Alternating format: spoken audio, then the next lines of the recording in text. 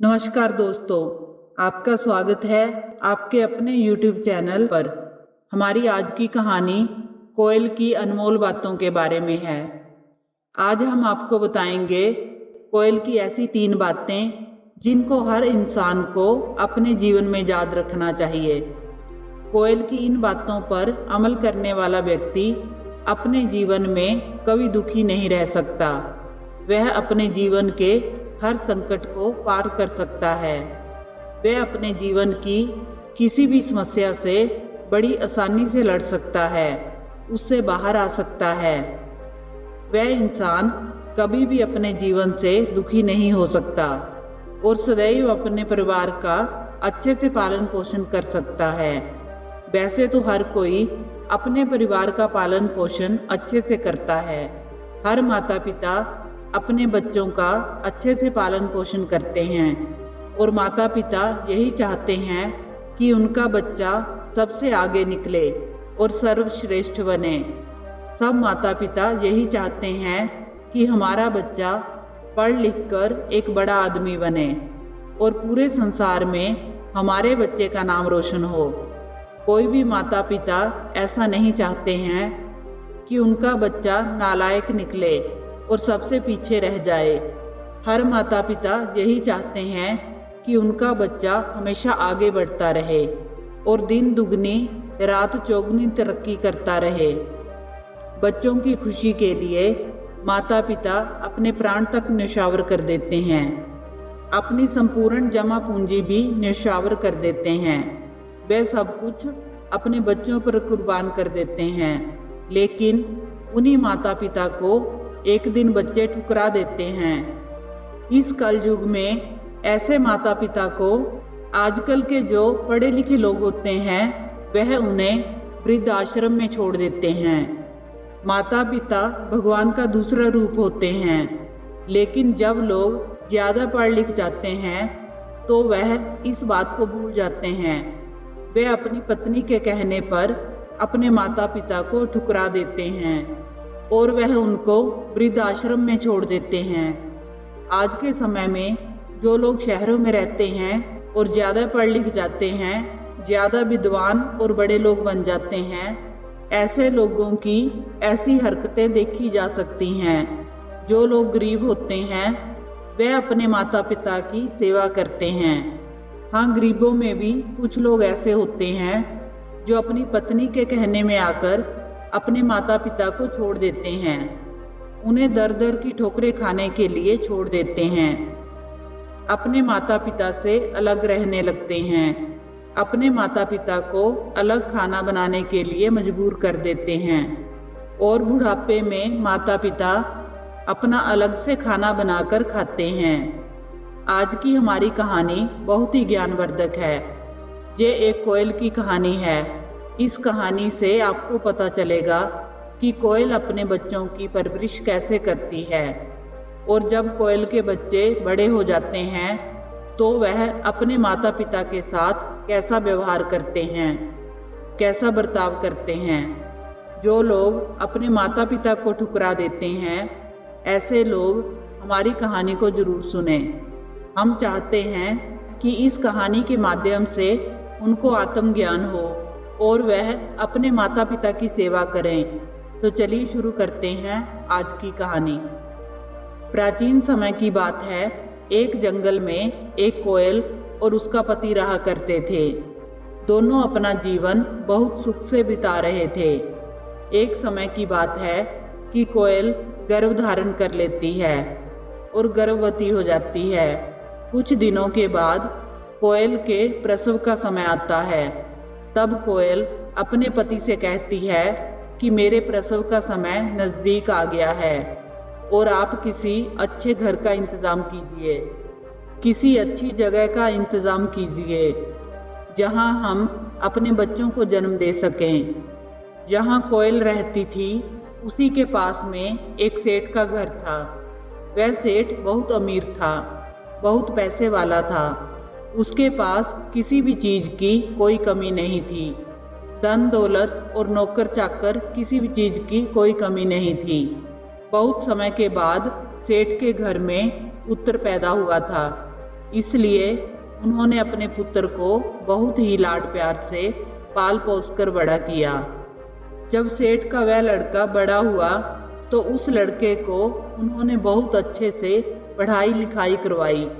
उसने अपने बच्चे को अच्छे से विद्यालय से शिक्षा दिलवाई और उसको पढ़ा लिखा कर एक बड़ा आदमी बना दिया। जब लड़का पढ़ लिख कर विद्वान बन जाता है तो वह अपने पिता से कहता है कि पिताजी, मुझे इस राज्य का राजा बनना है, इसलिए आपके पास जितनी भी जमा पूंजी है वह सारी मुझे दे दीजिए, उससे मैं एक सेना का निर्माण करूंगा। इस सारी घटना को कोयल का पति देख रहा था और साथ में सोच रहा था कि देखिए, इस सेठ का पुत्र क्या करने जा रहा है।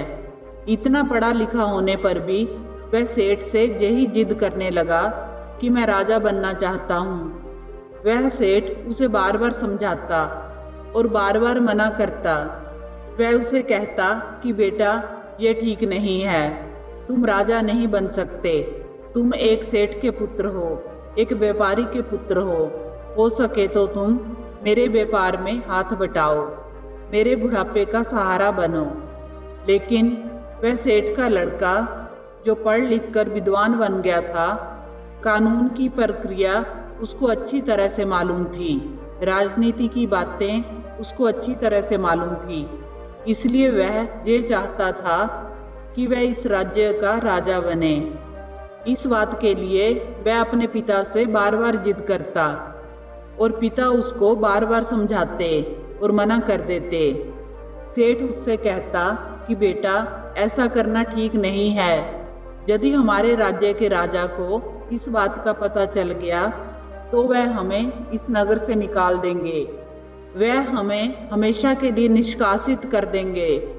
लेकिन सेठ का वह पुत्र अपने पिता की बातों को नहीं मानता।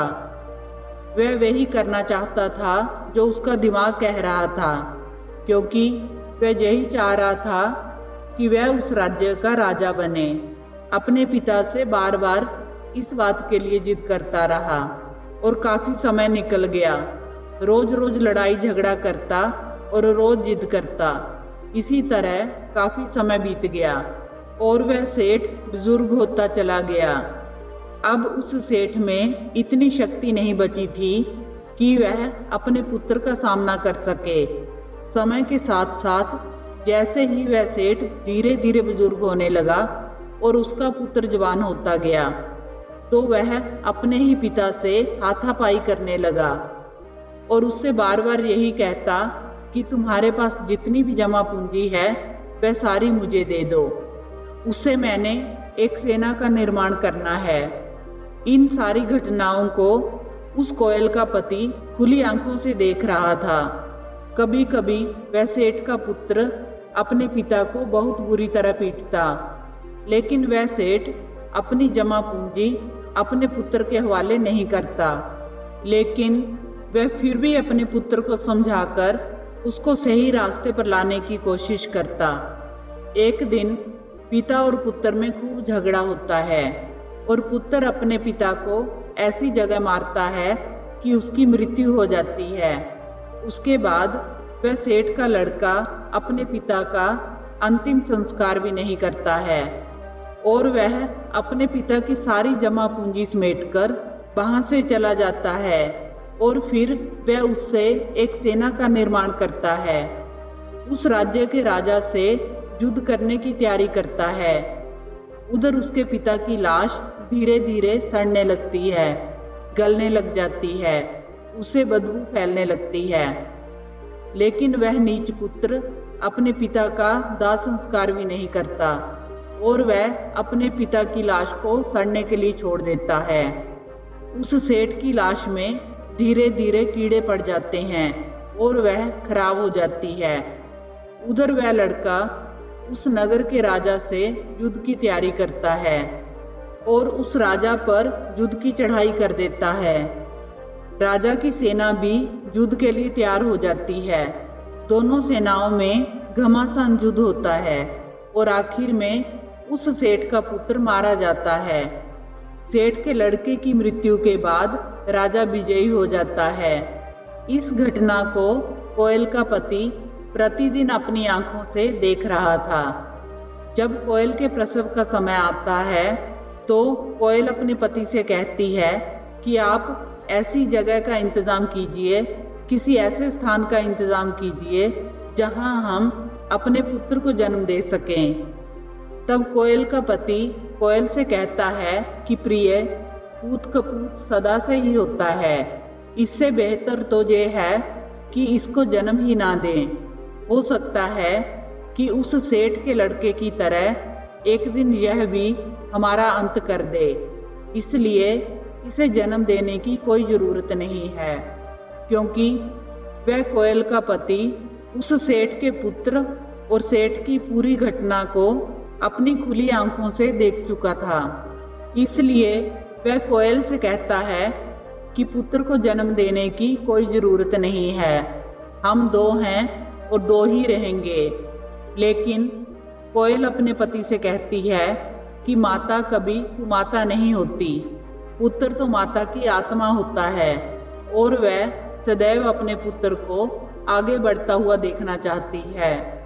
लेकिन कोयल का पति बार बार इसी बात को कहता है कि पुत्र तो कुपूत होता है, इसलिए इसे जन्म देने की कोई आवश्यकता नहीं है।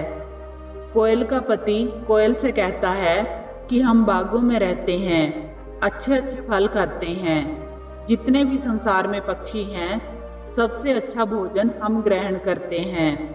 लेकिन अगर फिर भी हमारा पुत्र कपुत्र निकल गया तो हम क्या करेंगे? मुझ में वह सहन शक्ति नहीं है कि मैं ये सब सहन कर सकूं। यदि मेरा पुत्र कुपुत्र निकला तो यह मुझसे सहन नहीं होगा। फिर भी कोयल अपने पति को बार बार समझाने की कोशिश करती है। कोयल का पति बिल्कुल इनकार कर देता है। वह कहता है कि मुझे पुत्र की आवश्यकता नहीं है। जिस जीव जंतु का पूत कुपूत निकल जाए उसका तो जीना ही व्यर्थ है, उसका तो सारा जीवन ही बेकार हो जाता है। कोयल का पति बिल्कुल इनकार कर देता है कि हमें पुत्र की आवश्यकता नहीं है और वह किसी भी तरह के घोंसले का निर्माण नहीं करता। अंततः कोयल परेशान हो जाती है और कोयल का प्रसव का समय बिल्कुल नजदीक आ जाता है। फिर कोयल का पति उससे कहता है कि यदि तुमने अंडे दिए और पुत्र को जन्म दिया तो मैं तुम्हें छोड़ दूंगा या फिर तुम्हें जान से मार दूंगा। फिर कोयल सोचने लगती है कि मेरे पति मुझसे बहुत नाराज हैं और इनको पुत्र से बहुत नफरत है, अब मैं करूं तो क्या करूं? कोयल सोचती है कि माँ बनना तो हर नारी का सुख होता है। हर नारी चाहती है कि वह माँ बने, वह पशु पक्षी हो या फिर कोई इंसान, वह कोई भी हो, लेकिन हर नारी यही चाहती है कि वह माँ बने। जब तक वह माँ नहीं बनती तब तक उसका जीवन व्यर्थ होता है। इसलिए हर नारी चाहती है कि वह माँ का सुख प्राप्त करे, कोई उसको माँ कहने वाला प्राप्त हो। यही सोचकर कोयल दूर उड़कर चली जाती है। तब तक उसके प्रसव का समय बिल्कुल नज़दीक आ जाता है। तब कोयल सोचती है कि अगर मैं घोंसला बनाकर उसमें अंडे दूं तो मेरा पति अंडे फोड़ देगा, वह उन्हें नीचे गिराकर तोड़ देगा, तो अब मैं करूं तो क्या करूं? यही सोचते हुए वह कोयल एक कौवे के घोंसले में पहुंचती है। वहां पर घोंसले में कौवे के अंडे रखे हुए थे।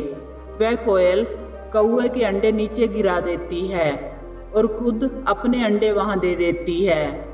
अंडे देने के बाद वह कुछ दूरी पर जाकर बैठ जाती है और अपने अंडों को निहारती है और सोचती है कि एक दिन मेरा पुत्र मुझसे माँ कहेगा और मैं माँ बनने का सुख प्राप्त करूंगी। इतनी देर तक वह कौवे अपने घोंसले में वापस आ जाते हैं और घोंसले में बैठ जाते हैं। कोयल दूर पेड़ पर बैठकर उन्हें देखती रहती है कि वह कौवे मेरे अंडों को पहचानते हैं कि नहीं।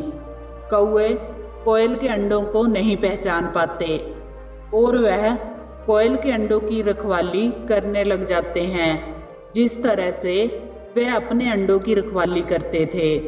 उसी तरह से वह कोयल के अंडों की भी रखवाली करने लग जाते हैं। उनको वह अपने ही अंडे समझकर उनका पालन पोषण करते हैं। अब कोयल वहां से उड़कर अपने पति के पास आ जाती है।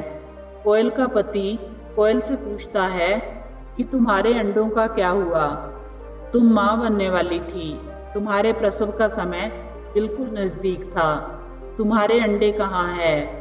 तब कोयल कहती है कि तुम्हारी नाराजगी के कारण मैंने अपने अंडों को समुद्र में गिरा दिया और उन अंडों को मछलियां खा चुकी हैं। ये सुनकर कोयल का पति बहुत खुश होता है और वह अपनी पत्नी से कहता है कि तुम धन्य हो, तुमने मेरी बात की लाज रखी। लेकिन कोयल के पति को ये मालूम नहीं था कि कोयल के अंडे को कौवे संभाल रहे हैं और कोयल कौवे के घोंसले में अपने अंडे छोड़कर आई है। उधर जब वह अंडे पकते हैं तो कौवे के घोंसले में कौवे की जगह कोयल निकलती है और कोयल के बच्चे बड़े होते हैं और बड़े होने के बाद अपना जीवन व्यतीत करने लगते हैं। कोयल कभी भी अपने बच्चों का पालन पोषण नहीं करती है और ना ही कोयल का पति करता है। कोयल के अंडे को सिर्फ कौवे संभालते हैं और कौवे ही उनका पालन पोषण करते हैं और जब वह बड़े होते हैं तब वह कोयल की तरह ही व्यवहार करते हैं। हमारी ये कहानी यहीं पर समाप्त होती है। आप अपने माता पिता की सेवा जरूर करें। जो लोग अपने माता पिता की सेवा नहीं करेंगे तो उनकी होने वाली संतान भी उनकी सेवा नहीं करेगी। ये कटु सत्य है, इसमें कोई संदेह नहीं है कि तुम्हारी संतान तुम्हारी सेवा करेगी। वह ऐसा कभी नहीं करेगी। जैसा तुम करोगे वैसा ही तुम पाओगे। यदि आप अपने माता पिता को वृद्ध आश्रम में छोड़कर आते हैं तो एक दिन ऐसा आएगा कि तुम्हारे बच्चे भी तुम्हें वृद्ध आश्रम में छोड़कर आएंगे और तुम्हारा जीवन भी वैसा ही व्यतीत होगा जैसा तुमने अपने माता पिता का बना रखा है। यदि आप अपना भविष्य संवारना चाहते हैं, अपना बुढ़ापा सुधारना चाहते हैं, तो अपने माता पिता की जितनी हो सके उतनी सेवा कीजिए ताकि तुम्हारा जन्म भी सफल हो सके। क्योंकि माता पिता भगवान से कम नहीं होते, इसलिए जितना हो सके अपने माता पिता की सेवा करें। माता पिता के चरणों में ही स्वर्ग होता है। आशा करते हैं कि आपको ये कहानी पसंद आई होगी। अगर आपको ये कहानी अच्छी लगी हो तो वीडियो को लाइक करें, चैनल को सब्सक्राइब करें। कहानी को अंत तक सुनने के लिए आपका धन्यवाद।